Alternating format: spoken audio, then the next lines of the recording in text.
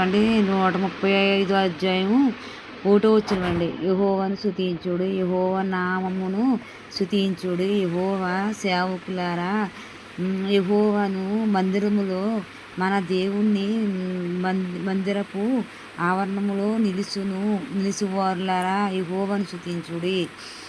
అంటే అండి యెహోవాను స్తుతించుడు అంటే యెహోవా నామమును స్తుతించాలండి.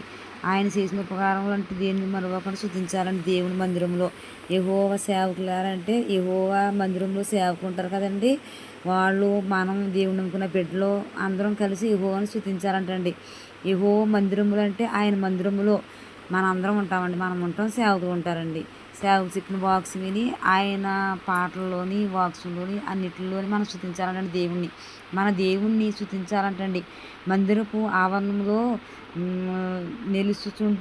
నిలుసువారులారా అంటే ఆయన మందిరంలో నిలుసువారులారా అని దేవుణ్ణి స్తుతించాలని, ఆయన మందిరంలో స్తుతించాలని, ఆయన సేవకు చెప్పినట్టు తినాలని మనకి దేవుడు మనతో మాట్లాడుతున్నాడండి.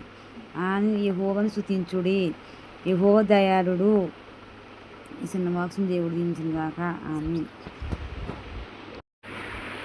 ఛానల్ని సబ్స్క్రైబ్ చేసుకోండి, లైక్ కొట్టండి.